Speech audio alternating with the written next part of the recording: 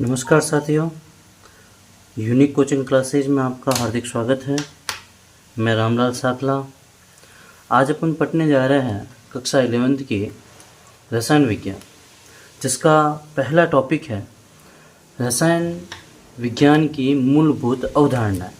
तो आज का टॉपिक क्या है अपना, यहाँ पे टॉपिक का नाम लिख देता हूँ मैं, जो आपको ध्यान में रहेगा।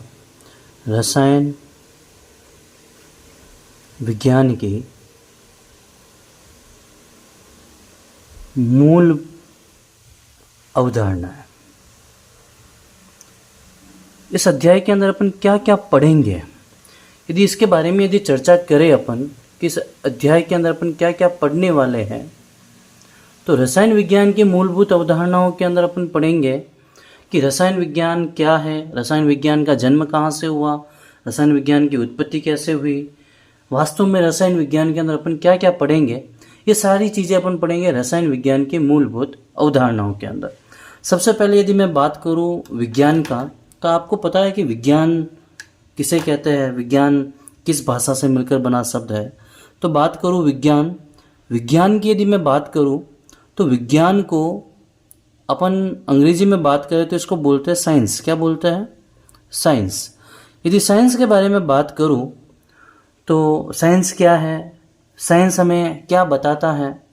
विज्ञान ही एक ऐसा विषय है विद्यार्थियों, जो अपन को क्यों और कैसे का जवाब दिया। जैसे आज आपको गर्मी लग रही है तो आपने पंखा चालू कर दिया, तो ये पंखा कैसे बना, कैसे बनाया गया, तो कैसे का जवाब कौन देता है? विज्ञान देता है। तो आज पूरा जो जीवन है वो विज्ञान पर निर्भर है। तो बात करूं विज्ञान, तो विज्ञान जो शब्द है वो लैटिन भाषा से मिलकर बना शब्द है। कौन सी भाषा से मिलकर बना है? लैटिन भाषा से मिलकर रहा है। जब लैटिन भाषा से ये शब्द बनता है तो ये लैटिन भाषा का एक शब्द है जिसका नाम है साइंसटिया। साइंसटिया शब्द से क्या बना है? साइंस यानी विज्ञान शब्द की उत्पत्ति हुई है, जिसका अर्थ के यदि इसके अर्थ के बारे में यदि बात करो तो इसका अर्थ होता है नाव।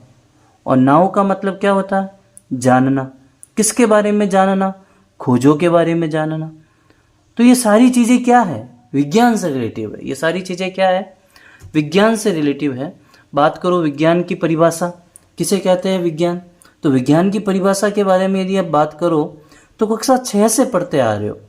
विज्ञान क्या है, विज्ञान के अंदर कौन कौन सी शाखाएं होती है, उसमें से एक जो शाखा है वो है रसायन विज्ञान। बात करूँ विज्ञान के बारे में तो प्रकृति पढ़ाऊंगा आपने परिभाषा। प्रकृति अर्जित तथ्यों का क्रमबद्ध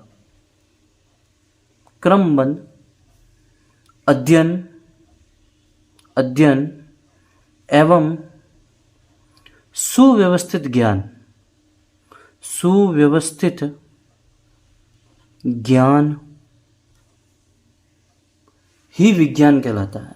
ज्ञान ही विज्ञान कहलाता है। विज्ञान कहलाता है। तो आपको यहाँ तक समझ में आ गया होगा कि विज्ञान क्या है। जो प्रकृति के अंदर अपन जो अर्जित तथ्य है उसके क्रमबद्ध अध्ययन जो करते हैं, उसके सुव्यवस्थित ज्ञान को ही क्या कहते हैं? विज्ञान कहते हैं। और जो अपन रसायन विज्ञान पढ़ेंगे वो वास्तव में क्या है? विज्ञान की शाखा है। तो यहाँ पे मैं स्टार बना के आपको लिख देता हूँ कि जो ये रसायन विज्ञान है वो रसायन विज्ञान क्या है? विज्ञान की शाखा है। रसायन विज्ञान किसकी शाखा है? विज्ञान की ही शाखा है। विज्ञान की ही शाखा है, जिसे इंग्लिश में क्या कहते हैं? केमिस्ट्री। क्या कहता है? केमिस्ट्री। ठीक है, इंग्लिश में क्या कहते हैं? केमिस्ट्री कहता है। तो रसायन विज्ञान क्या है? रसायन विज्ञान जो है वो रसायन विज्ञान क्या है? विज्ञान की ही शाखा बताया गया है। बात करूँ रसायन विज्ञान के बारे में, तो रसायन विज्ञान क्या है? तो रसायन विज्ञान के बारे में यदि मैं बात करूँ तो रसायन विज्ञान का जो जन्म हुआ है वो कैसे हुआ है? तो रसायन विज्ञान को जो जन्म हुआ है वो मिस्र से हुआ है। कहाँ से हुआ है? इसका जन्म कहाँ से हुआ? मिस्र से हुआ है। मिस्र के अंदर एक मिट्टी पाई जाती थी। वो मिट्टी कैसी थी? काली मिट्टी थी। कैसी मिट्टी थी? काली मिट्टी थी। और काली मिट्टी, मिस्र के लोग इस काली मिट्टी को क्या कहते थे? मिस्र के लोग इस काली मिट्टी को कैमी शब्द से पुकारते थे। कौन सा शब्द? कैमी शब्द। और इसी कैमी शब्द से एक शब्द का निर्माण हुआ। वो शब्द कौन सा है? केमिस्ट्री। कौन सा शब्द है? केमिस्ट्री। यानी आपको ये ध्यान में आ गया होगा कि केमिस्ट्री शब्द का जो जन्म है वो मिस्र के काली मिट्टी से हुआ है। मिस्र के काली मिट्टी से हुआ है। बात करूँ रसायन विज्ञान का जनक कौन है, रसायन विज्ञान की उत्पत्ति किसने की, तो रसायन विज्ञान की उत्पत्ति के बारे में यदि अपन पढ़े तो रसायन विज्ञान की उत्पत्ति के बारे में पढ़ो तो यहाँ पे मैं हेडिंग लगाता तो रसायन विज्ञान, क्योंकि अपन क्या पढ़ रहे हैं? रसायन विज्ञान के बारे में पढ़ रहे हैं। रसायन विज्ञान, तो रसायन विज्ञान का जो जनक है वो जनक कौन है?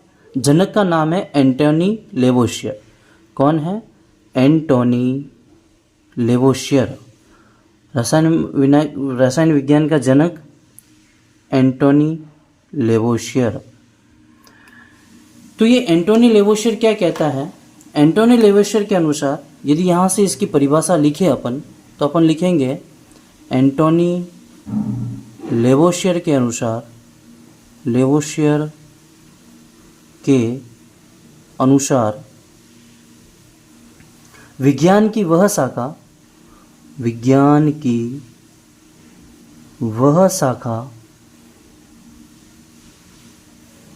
जिसमें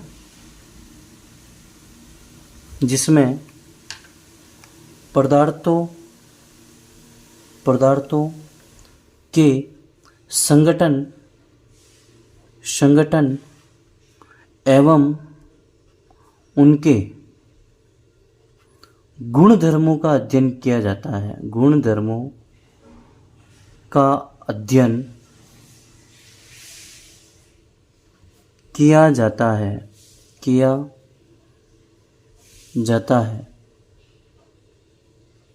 एंटोनी लेवोशियर क्या कहता है?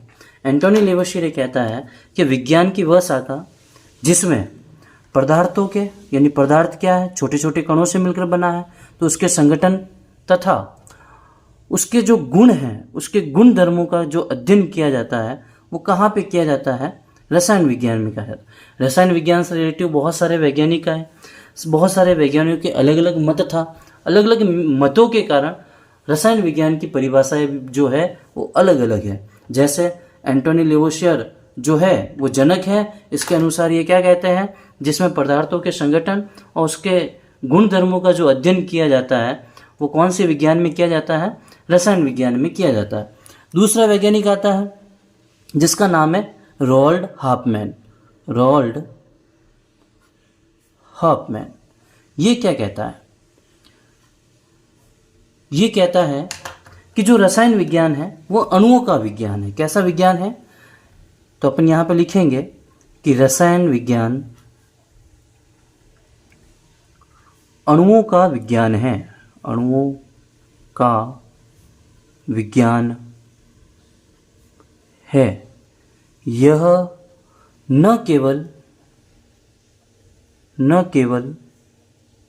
100 तत्वों का विज्ञान है, 100 तत्वों का विज्ञान है। यह 100 तत्वों से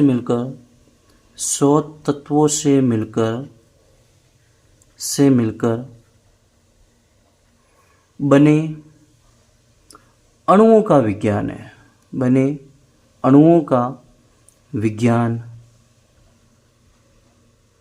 है। रोल्ड हॉफमैन ये कहता है कि रसायन विज्ञान क्या है? अणुओं का विज्ञान है। कैसा है? अणुओं का विज्ञान है। यह न केवल 100 तत्वों का विज्ञान है, यह 100 तत्व से मिलकर जो भी अणु है उन अणुओं का जो विज्ञान है वो कौन है?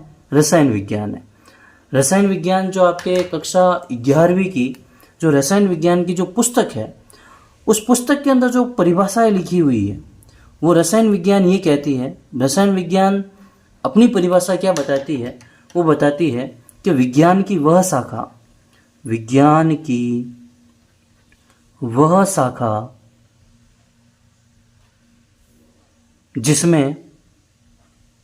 जिसमें पदार्थों के मौलिक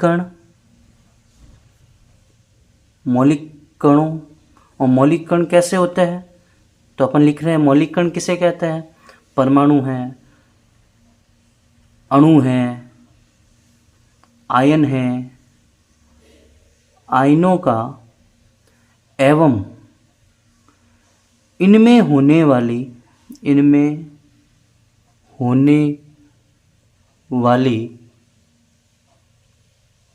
परस्पर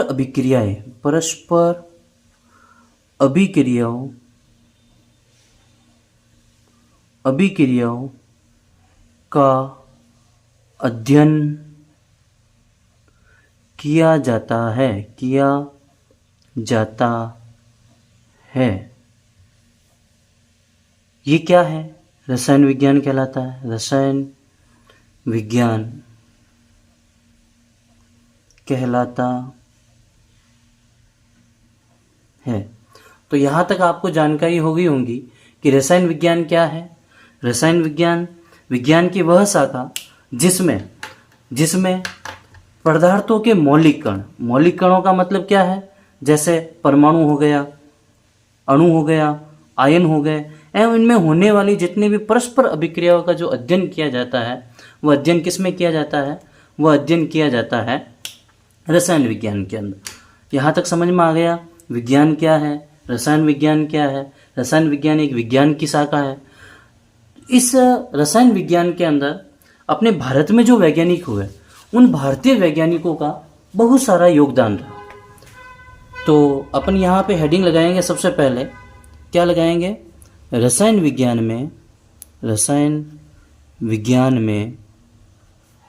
में भारतीयों का योगदान। भारतीयों दिखाई नहीं दे रहा है, चलो अब दिखाई दिया। रसायन विज्ञान में भारतीयों का योगदान। रसायन विज्ञान में भारतीयों का क्या योगदान रहा, कौन कौन से ऐसे वैज्ञानिक जो भारत के थे, जो रसायन विज्ञान के बारे में क्या कुछ न कुछ बताया, उन्होंने कुछ न कुछ बताया और रसायन विज्ञान के अंदर अपना नाम किया। तो उसमें से सबसे पहला जो वैज्ञानिक आता है वो आता है आचार्य प्रफुल्ल चंद्र राय। बहुत बड़े इंपॉर्टेंट वैज्ञानिक थे ये, आचार्य प्रफुल्ल चंद्र राय। तो सबसे पहले जो वैज्ञानिक थे वो थे आचार्य प्रफुल्ल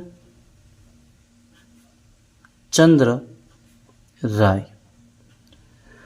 रसायन विज्ञान के जनक की बात करूं तो रसायन विज्ञान के जनक कौन है, एंटोनी लेवोशियर। याद रखना है क्योंकि कक्षा 11 में रसायन विज्ञान है। तो सबसे पहला बेसिक क्वेश्चन ये बनेगा कि रसायन विज्ञान के जनक कौन है, तो एंटोनी लेवोशियर रसायन विज्ञान के जनक है।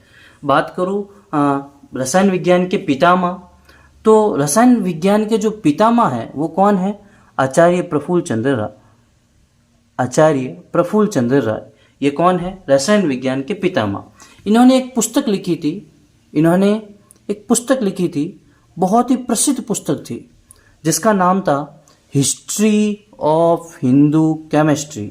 History of Hindu chemistry. यदि पूछ ले आचार्य प्रफुल्ल चंद्र राय कौन है, रसायन विज्ञान के पितामह हैं, और इन्होंने एक बहुत बढ़िया पुस्तक लिखी जिसका नाम क्या है, जिसका नाम है हिस्ट्री ऑफ हिंदू केमिस्ट्री। बात करूं दूसरे वैज्ञानिक की, तो दूसरे वैज्ञानिक जिसका नाम है नागार्जुन। नागार्जुन भी क्या है, भारत के ही रहने वाले थे। इन्होंने धातुओं की खोज की। किसकी खोज की, धातुओं की खोज करने के कारण इनको नागार्जुन को धातु विज्ञानी, नागार्जुन जो है वो भारत के अंदर धातु वैज्ञानिक हुए। धातु वैज्ञानिक इसलिए हुए क्योंकि धातुओं की खोज किसने की, नागार्जुन ने की। नागार्जुन ने धातुओं के अंदर कौन कौन सी खोज की, तो ध्यान रखना, सोना, चांदी, तांबा, टीन जैसी टिन जैसी धातुओं का निष्कर्षण इन्होंने किया। निष्कर्षण के बारे में जो जानकारी दी वो जानकारी किसने दी? नागार्जुन ने। पारे के अंदर कौन कौन से यौगिक पाए जाते हैं? पारे, और पारा कहाँ काम आता है? थर्मामीटर के अंदर आपने देखा होगा कि पारा होता है। तो पारे के जो यौगिक है, यौगिक के बारे में जो बताया, बारे में जो जानकारी दी वो किसने दी? नागार्जुन ने दी। नागार्जुन धातु वैज्ञानिक हुए। वास्तव में इन्होंने जो धातुओं की खोज की वो किसने की? वो धातुओं की खोज किसने की? नागार्जुन ने की। बात करूँ तीसरे नंबर पर, तो तीसरे नंबर पर जो वैज्ञानिक आते हैं उन वैज्ञानिकों का नाम है कक्रपाणि। क्या नाम है? कक्रपाणि। कक्रपाणि याद रखना है। कैसे याद रखना है? पानी यानी कपड़े धोते हैं, किससे धोते हैं? पानी से धोते हैं। लेकिन कपड़े धोने के लिए पानी के साथ क्या चाहिए? साबुन। यदि कक्रपाणि नहीं होता तो साबुन नहीं आता। कक्रपाणि नहीं होता तो साबुन नहीं आता। तो कक्रपाणि ने किसकी खोज की? ध्यान रखना, एक तो म्यूक्रिक सल्फाइड, इसके साथ साथ इन्होंने साबुन की खोज की। किसकी खोज की? साबुन की खोज यदि किसी ने की है तो वो किसने की है? कक्रपाणि ने की। इन्होंने बताया कि जो ये साबुन है, जब साबुन का निर्माण होता है, साबुन के निर्माण में कौन से तेल का प्रयोग किया जाता है या कौन से क्षार का प्रयोग किया जाता है? तो इन्होंने बताया कि साबुन के निर्माण में सरसों का तेल। किसका तेल? सरसों का तेल। एवं जो क्षारक है उन क्षारक का क्या किया जाता है? प्रयोग किया जाता है। क्षार का प्रयोग किया जाता है। ये किसने बताया? ये बताया कक्रपाणि ने। यदि कक्रपाणि नहीं होता तो आज तक साबुन ही नहीं बनता। तो यानी ये कौन थे? ये भारत के वैज्ञानिक थे। यानी भारत के वैज्ञानिक, इन्होंने क्या किया? साबुन के बारे में यानी खोज की। नागार्जुन है वो धातुओं के बारे में खोज की। इस प्रकार से ये वैज्ञानिक जो है, इन वैज्ञानिकों ने अलग अलग क्षेत्र के अंदर अलग अलग खोज की। जैसे यदि बात करूँ अगले वैज्ञानिक, तो अगले वैज्ञानिकों की यदि बात करूँ तो चौथे नंबर पे जो वैज्ञानिक आते हैं, साथ साथ में आपको लिखना है, क्योंकि ये जो पहला अध्याय है रसायन विज्ञान की जो अवधारणाएं हैं, भारत के अंदर ऐसे कौन से वैज्ञानिक हैं जो रसायन विज्ञान के बारे में जानते थे? तो रसायन विज्ञान के बारे में जो जानते थे, जैसे चौथा जो वैज्ञानिक आता है उसका नाम है वराहमिहिर। क्या नाम है? वराहमिहिर। तो ध्यान रखना, वराहमिहिर, इन्होंने एक बहुत बड़ा ग्रंथ लिखा था। एक इनकी बहुत बड़ी रचना थी। उन रचना का नाम आपको ध्यान रखना। इन्होंने एक बहुत बड़ी रचना की थी। वो रचना थी वृहत संहिता। ध्यान रखना, वृहत संहिता। इस वृहत संहिता का रचना किसने की? वराहमिहिर ने की। इनके नाम से ही याद हो जाता है। वराहमिहिर ने इस वृहत संहिता के अंदर किन किन रासायनिक पदार्थों की खोज की? आज आप कहीं शादी वगैरह में जाते हो तो आप इत्र लगाते हो। लगाते कि नहीं लगाते हो? लगाते हो इत्र लगाते हो। क्रांतिवर्धक पदार्थ लगाते हो, जिससे आपकी चेहरे की क्या होती है? सुंदरता बढ़ती है। तो इत्र और क्रांतिवर्धक जो पदार्थ है उनकी खोज किसने की? वराहमिहिर ने की। इस प्रकार से बहुत सारे वैज्ञानिक आए। जिस प्रकार से यदि आगे बात करूं तो आचार्य कणाद कहाँ के थे? आचार्य कणाद भी कहाँ के रहने वाले थे? भारत के रहने वाले थे। आचार्य कणाद भी कहाँ के रहने वाले थे? भारत के रहने वाले थे। तो आचार्य कणाद भी जब भारत के रहने वाले थे तो इन्होंने परमाणुवाद का सिद्धांत दिया। जब डाल्टन नहीं आया तो उससे पहले ही आचार्य कणाद ने क्या बोल दिया कि परमाणु का जो सिद्धांत है, परमाणु बहुत ही सूक्ष्मतम कण है। तो देखो, तो 5वें नंबर पर अपन बात करें तो उसका नाम है आचार्य कणाद। तो आचार्य कणाद की बात करूं, इनका जो वास्तविक नाम था, तो वास्तविक नाम ध्यान रखना, यानी इसका जो मूल नाम था, मूल नाम क्या था? कश्यप। क्या नाम था? कश्यप। कश्यप इनका क्या नाम था? मूल नाम था। इन्होंने परमाणुवाद का सिद्धांत दिया। कैसा सिद्धांत दिया? परमाणुवाद का सिद्धांत। परमाणुवाद का जो सिद्धांत दिया है वो हमारे भारत के रहने वाले वैज्ञानिक थे, जिसका नाम था आचार्य कणाद। आचार्य कणाद ने परमाणुवाद के सिद्धांत में क्या कहा? उन्होंने कहा प्रत्येक पदार्थ छोटी छोटी इकाइयों से मिलकर बना है। प्रत्येक पदार्थ छोटी छोटी इकाइयों से मिलकर बना है। इकाइयों से मिलकर बना है, जिन्हें परमाणु कहता है। जिन्हें परमाणु कहता है। ये किसने बताया? आचार्य कणाद ने बताया। जॉन डाल्टन तो बाद में आया।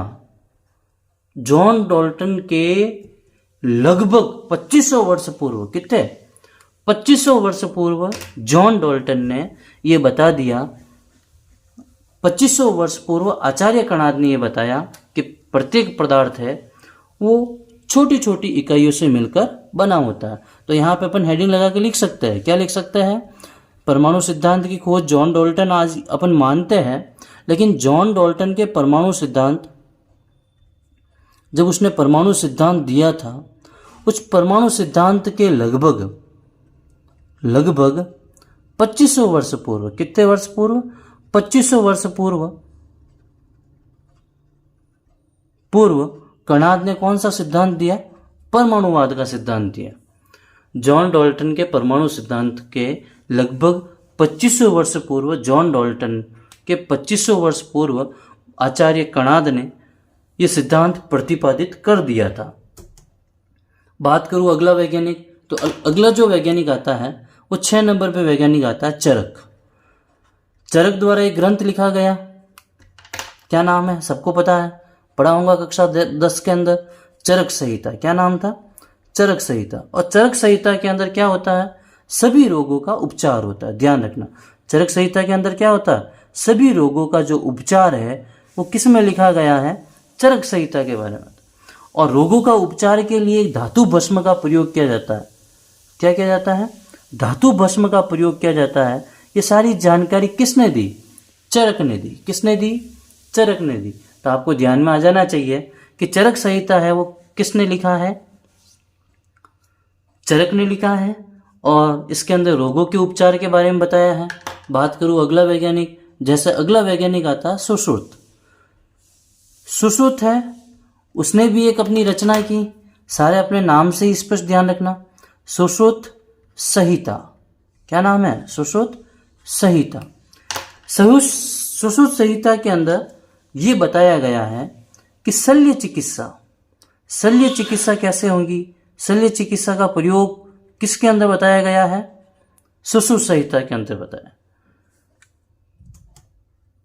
उसके बाद में बहुत सारे वैज्ञानिक आए जो भारत के रहने वाले थे, और भारत के अंदर रहते हुए उन्होंने बहुत सारे वैज्ञानिकों ने क्या की? रसायन विज्ञान के बारे में जानकारी दी। तो अगला जो वैज्ञानिक आता है वो आता है डॉक्टर होमी जहांगीर भाभा। होमी जहांगीर जो बाबा थे वो भी कहाँ के रहने वाले थे? भारत के रहने वाले थे। और होमी जहांगीर बाबा को ध्यान रखना, परमाणु विज्ञान का जनक माना जाता है। यदि कहे कि परमाणु विज्ञान के जनक कौन है, तो परमाणु विज्ञान के जनक होमी जहांगीर बाबा है। परमाणु विज्ञान के जनक होमी जहांगीर बाबा है। इस प्रकार से रसायन विज्ञान के अंदर भारत के अंदर बहुत सारे वैज्ञानिक थे, जिसका नाम है वाघभट्ट। मैं यहाँ पे लिख देता हूँ, जैसे वाघभट्ट, गोविंदाचार्य, यशधर, इस प्रकार से रामचंद्र, जैसे अनेक वैज्ञानिक हुए। ऐसे इत्यादि वैज्ञानिक थे जो भारत के रहने वाले थे और रसायन विज्ञान के अंदर उनकी अपनी महत्वपूर्ण भूमिका निभाई। तो यहाँ तक आपको समझ में आ गया कि रसायन विज्ञान की खोज कैसे हुई, रसायन विज्ञान के अंदर कौन कौन से वैज्ञानिक आए। रसायन विज्ञान के अंदर सबसे ज़्यादा भारतीयों का जो योगदान रहा वो ध्यान में रखना है आपको। धातु कर्म के अंदर, यानी जो धातुओं के बारे में सबसे ज़्यादा योगदान रहा है, तो वो किसका रहा? भारतीय वैज्ञानिकों का रहा। किसका रहा? भारतीय वैज्ञानिकों ने। इसका उदाहरण भी अपन में दे सकते हैं। इसका उदाहरण क्या है? लगभग 1600 वर्ष पूर्व लौह स्तंभ आज भी खड़ा है। 1600 वर्ष पूर्व जो लौह स्तंभ है वो क्या है? आज भी अपने इस देश में खड़ा है। और आज तक उस धातु का ये परिणाम रहा है कि अभी तक वो क्या है, जंग रहित है, उसको अभी तक क्या नहीं लगी, जंग नहीं लगी। जंग नहीं लगी इसका मतलब ये है कि जो भारत के जो वैज्ञानिक थे वो रसायन विज्ञान के अंदर धातु के बारे में इतने शोध किए जिससे एक लौह स्तंभ बनाया गया। लगभग 1600 वर्ष पूर्व उन्होंने एक लौह स्तंभ बनाया जो आज भी, चाहे कितनी भी प्राकृतिक आपदा आ जाए, चाहे कितने भी प्रकृति के अंदर नमी आ जाए, उस नमी के अंदर लौह स्तंभ को आज भी क्या नहीं लगी, जंग नहीं लगी। इसका मतलब ये जो है वो आज भी क्या है, जंग रहित है। इसको मैं क्या कह सकता हूँ, जंग रहित है। आज की क्लास के लिए इतना ही।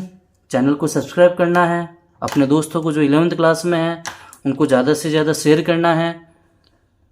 धन्यवाद।